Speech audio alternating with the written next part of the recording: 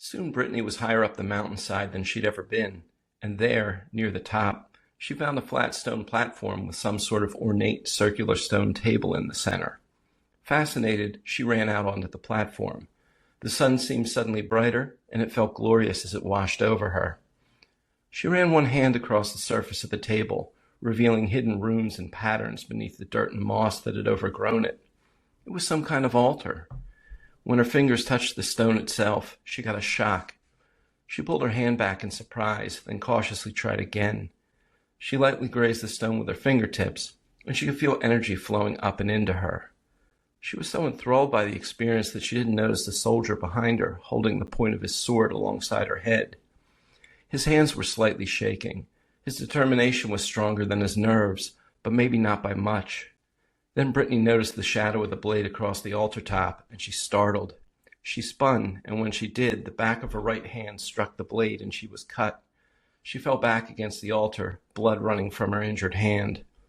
She looked in fear at the soldier. He was no older than she was. He was scared, too. I'm sorry, he said. Leave me alone, she pled.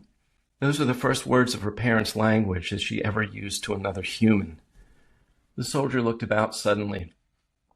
Not so loud, he told her, even as he wanted to hear her exotic voice again. I'm not alone, she lied. Neither am I, he said truthfully. They didn't say anything else for a minute. Brittany's face wore obvious distress, but anger was rising in her. She would hurt him before he would hurt her again. But he just stood there studying her, in a state of internal turmoil. He kept looking at her bloody hand. The winds were kicking up suddenly, like a bad omen, as if the mountaintop was also feeling what they were. We have to bandage that cut. Then you are going to go back wherever you came from, and don't make a sound, he ordered. He was trying to comfort her and scare her at the exact same time. What are you doing here? She demanded fearfully. Looking for someone.